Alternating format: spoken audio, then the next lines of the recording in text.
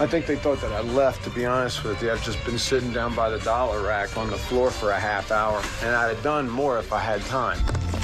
I'm out of control buying records these days. I want them all. $30 for something new, the dollar racks, I do all of it. Blair Elliott at Siren Records in Doylestown says the deal was done once the big leaguers signed on. You have people like Taylor Swift actually talking about the vinyl, asking her fans to go into stores and buy the vinyl. I think that's where the interest comes. Like, you know, the artists have really gone out of their way to talk about the fact that there are these independent record stores selling records.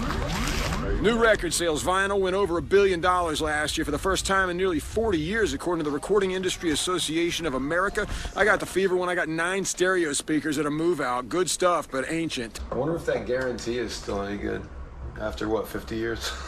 Combine that with a Denon receiver I got for $50 at Goodwill. I was adding on, but Heidi, also a Siren, told me it does not need to be hard. Young people now don't want these pieces of furniture taking up space in their living areas. So they'll go with a newer turntable that has a built-in preamp. Yes. And powered speakers. She's coming in 12:30 flight. That's what I got going now until Stereo Godzilla is complete. I've done some basic wiring, but I'm over my head. Barracks Trading Post on Route 38 in Maple Shade knows.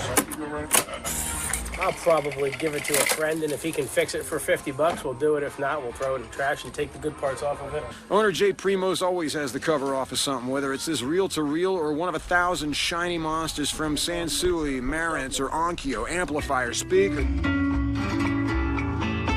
turntables, some with thousands. The vinyl resurgence is refueling new curiosities. Now that the record industry is printing them again, pressing them fresh, you're getting a lot younger crowd coming in, and they're realizing that a lot of the newer equipment just doesn't sound like what it's supposed to sound like.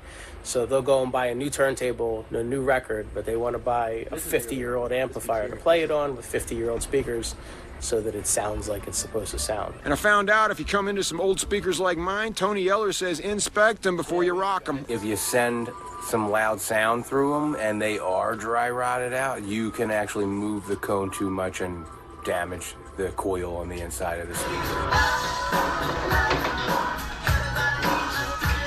They're audiophiles, and their beef with digital is ownership. Those MP3s you bought, you ever try to sell them? The Ohio Players released Skin Tight in 1974, but it's easily worth my dollar 48 years later. I was here like 7 years ago. None of these racks were here. So much business happening. They're massive now. Independent record pressing and board in towns where hot vinyl becomes a sweet plate of music. GM Sal Roccanova says they've never been so busy. We take orders at minimum 500, but we're not taking on new customers right now. 6 Press is working full tilt. 3 more coming in this month, banging out pink, sometimes clear records. There's always black. The customer dictates. Sal acknowledges costs are high, the pandemic no help, but now common extras in a record like a free MP3 card or a poster, that's value.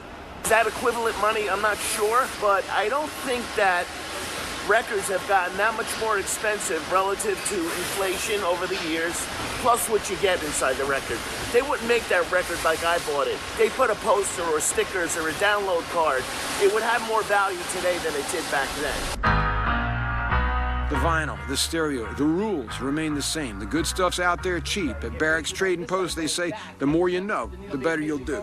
I'll see you at the yard sales. See the needle? Now we're back here with Hank, who's going to show us a little bit more of these treasures. All right, good, Breland. I was just reading through it. 45-year-old Jay Giles band record, I think 71, 73. Got to make sure the vinyl's clean, and it is. That is a steal for $1. South African legend, Hugh Masekela. Oh my, $5, 2 records worth clean. 2 turntables at an estate sale, $20 for both of them. Do they work? Yes. Do they work well?